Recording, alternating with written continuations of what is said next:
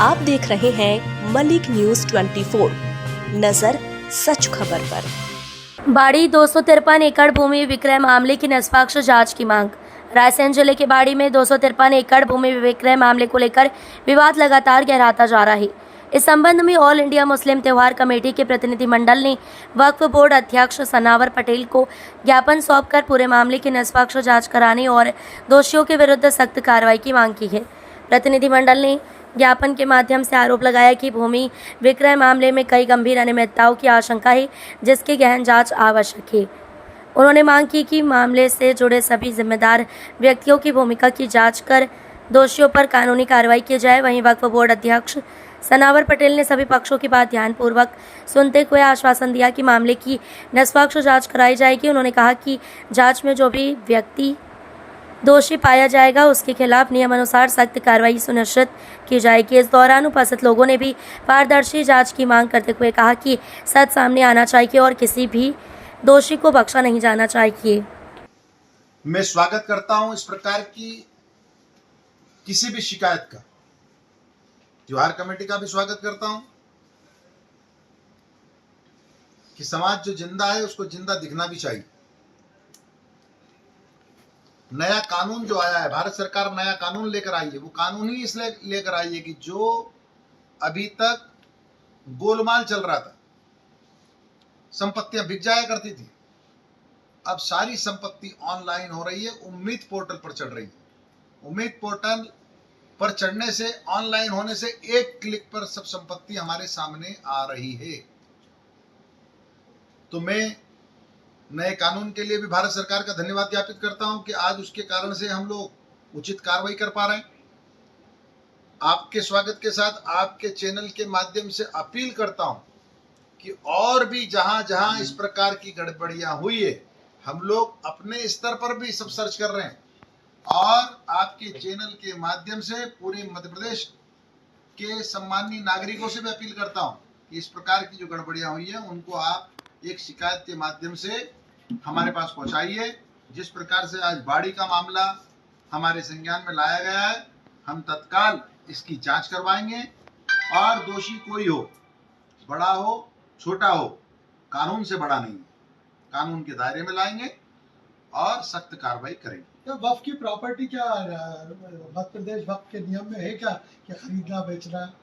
नहीं, वक्फ संपत्ति अहस्तांतरणीय होती है। वक्फ इज ऑलवेज वक्फ। एक बार संपत्ति को वक्फ कर दिया तो हमेशा के लिए वक्फ हो गई। तो खरीदने और बेचने वाले के खिलाफ तो खरीदी और बिक्री दोनों ही अवैध है। ये बात अलग है कि किसी वक्फनामे में लिखा हो, कोई शर्त लिखी हो, तो उस शर्त के अनुसार काम होता है। सर, एक बड़ा मामला 253 एकड़ का मामला है, कब तक इसकी जांच संभव? अभी आपने अभी दिया, हमने अभी आदेश कर देंगे, तत्काल करेंगे। सर, ऐसी बहुत सारी प्रॉपर्टीज पे अभी कब्जे भी हो रहे हैं, उसको लेकर अब नए कानून के बाद कार्रवाइयां हो रही है। भोपाल के अंदर यही हमारे वक्फ बोर्ड के कार्यालय के ऊपर ताजुल मसाजिद कैंपस में ही हमने पूरे देश का सबसे बड़ा रिकवरी नोटिस 29 करोड़ रुपए का नोटिस निकाला है। वक्फ माफिया बैठ जाते हैं और बोलते हैं कि संपत्ति हमारी हो गई, अपनी जेब भरने का काम करते हैं। लेकिन अब कानून सख्त है। यहाँ पर मध्य प्रदेश में डॉक्टर मोहन यादव जी की सरकार है। कानून किसी को अपने हाथ में लेने का अधिकार नहीं है।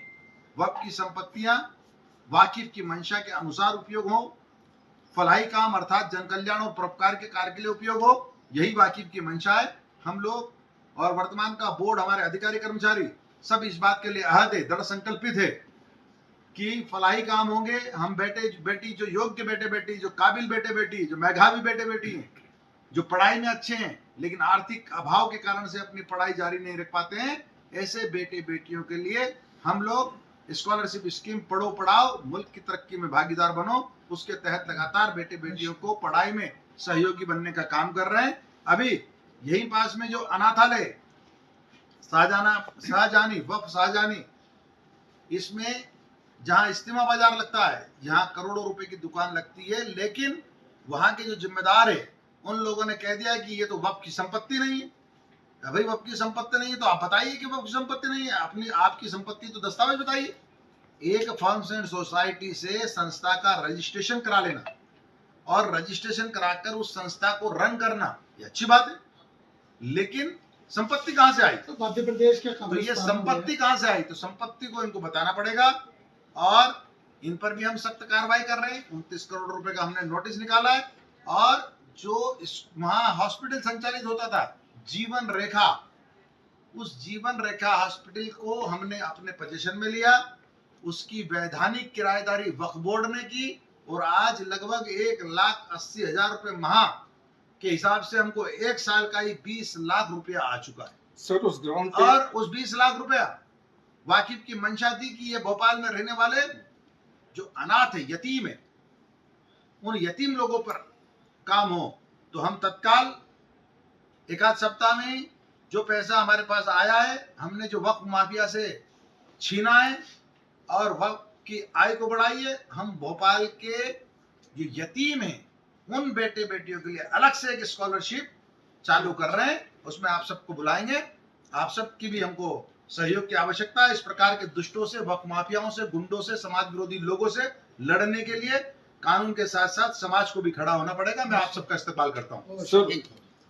इसमें तो मैं कांग्रेस को दोषी मानता हूँ। कांग्रेस के कुछ तथाकथित जो अपने आप को लीडर कहते हैं, अपने आप को विधायक कहते हैं, अपने आप को कौम का नेता कहते हैं, तो मैं उन लोगों से भी कहना चाहता हूँ कि अल्लाह के खौफ से डरे। ये वक्फ की प्रॉपर्टी अल्लाह की प्रॉपर्टी होती है, उसका डर आपके जहन में होना चाहिए। आप मर के जाएंगे, मैं मर के जाऊंगा, पट्टा लेके कोई नहीं आया है। अल्लाह का डर तारी होगा तो ही आप बचेंगे। आपसे हाथ जोड़कर गुजारिश है, अगर आप लोगों ने वक्फ की प्रॉपर्टी को खुर्द बुर्द किया है तो वापस उसको वापस जगह पे रखिए। ये ताजुल मसाजिद ऐतिहासिक मस्जिद है, एशिया की सबसे बड़ी मस्जिद है। मस्जिद की ज़मीन को ताजुल मसाजिद जैसी, मेरे अफसोस के साथ कह रहा हूँ कि अगर जिसने संपूर्ण मध्य प्रदेश में, देश में जिसने भी ताजुल मसाजिद ने अगर एक वक्त की भी नमाज पढ़ी है तो इस मसाइल को सबसे आगे आकर उठाए और इस मस्जिद के लिए, ताजुल मसाजिद की प्रॉपर्टी के लिए संघर्ष करें। हम तमाम लोग आपके इंतज़ार में हैं कि ताजुल मसाजिद के लिए आप लोग कब खड़े होंगे, क्योंकि हमारी ये सर का ताज है, हमारी इज्जत है। ये ताजुल मसाजिद हमारे मध्य प्रदेश की शान है और एशिया की पहचान है। हम चाहते हैं कि इस मस्जिद के लिए तमाम शहरी नहीं, संपूर्ण मध्य प्रदेश के लोगों को आगे आना चाहिए और जो इसमें दोषी हैं उन दोषियों को तत्काल मध्य प्रदेश के माननीय मुख्यमंत्री, संवेदनशील मुख्यमंत्री हैं, उनको आगे आना चाहिए। माननीय सनोवर पटेल साहब जो खुद कह रहे हैं कि आगे आएंगे, बहुत यकीन के साथ बोले, तो हम लोगों को, तमाम लोगों को उन पर यकीन है कि वो लड़ेंगे। हम चाहते हैं कि तमाम लोग, मध्य प्रदेश के लोग, शहर के लोग, इस देश के लोग आगे संघर्ष करें, जिससे कि हम इस ऐतिहासिक इमारत जो आज जो सामने हमें दिख रही है, इसकी अस्मिता को बचा सकें, इसके आबरू को बचा सकें, इसके सम्मान को बचा सकें। इस मस्जिद के साथ जो गबन करने वाले हों उनका मुंह काला करके इस भोपाल की सड़कों में घुमा सकें। चेयरमैन साहब ने ये बोला है कि भाई हम इसकी जांच कराएंगे और जो भी उसमें दोषी पाए जाएंगे उनके खिलाफ कार्रवाई की जाएगी। क्या पूरा मसला था? कितनी जमीन? ये 253 एकड़ 53 डिसमिल है। 61 के राजपत्र में वक्फ संपत्ति के रूप में दर्ज है। कर्नल इकबाल साहब जो 12 महल शाहजहानाबाद भोपाल है, उन्होंने वक्फ करी थी। वो पूरी जो ज़मीन थी वो खुर्द बुर्द हो चुकी है। आप लोगों के संज्ञान में कैसे आया था ये मामला? ये पेपर के जो न्यूज़ निकली थी उस आधार पे हम लोगों को मालूम हुआ ये कि ये वक्फ संपत्ति ये बिक चुकी है। कितने लोगों में बेची गई है? अब वो तो उसकी जांच होगी। जांच होने किन के पे द्वारा ये संपत्ति सेल की गई है? अब जो उस टाइम के जो जिम्मेदार होंगे उनके द्वारा ही बेची गई होगी। अब जब जांच होगी, जांच में पूरे तथ्य सामने आएंगे, कौन कौन उसमें इन्वॉल्व थे, बेचने वाले कौन थे। अभी शिकायती आवेदन किसके नाम पे दिए? चेयरमैन साहब को दिया अपन ने आवेदन। किसके नाम पे दिए? ऑल इंडिया मुस्लिम त्योहार कमेटी के नगर अध्यक्ष और तहसील अध्यक्ष, इनके नाम से दिया। किसके खिलाफ ये आवेदन दिया है? किसी का नाम दर्ज किया है क्या अभी इसमें आवेदन में? चेयरमैन साहब के नाम पे दिया। कसूरवार कौन है? अब जांच में पता लगे ना, जांच में पता लगेगा कौन कौन है उसमें इन्वॉल्व। किसके खिलाफ आवेदन देने आए आप? आवेदन बाड़ी के कुछ लोग आए हैं। यहाँ पर 253 एकड़ का मसला है।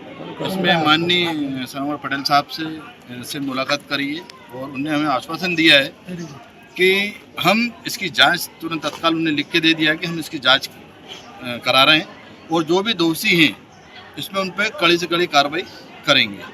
ये उन्होंने हमें आश्वासन दिया है। और इंशाल्लाह कार्रवाई होगी 200%। जैसे कि आपने कहा है कि जमीन बेची गई है, तो ये किन के द्वारा बेची गई है? वो वहाँ के कुछ लोग हैं, दुर्रानी करके कोई हैं, उनके पूरी फैमिली का मैटर है और उन लोगों ने बेची है ज़मीनें और इंशाल्लाह उन पर कार्रवाई होगी। देखिए, मैं ऑल इंडिया मुस्लिम त्योहार कमेटी का प्रदेश अध्यक्ष। हमारे संज्ञान में बाड़ी से हमारी कमेटी के कुछ लोग, जिनके कुछ लोग आए थे, उन्होंने बताया था कि कोई इरफान दुर्रानी नामक व्यक्ति हैं जिनकी माँ ज़्यादा खातून के नाम पे 7 एकड़ ज़मीन में जो है खुर्द-बुर्द करके उसको बेच दिया गया है, जिसकी शिकायत आज हमने सरवर पटेल साहब को बाड़ी के कुछ लोगों के साथ मिलकर की।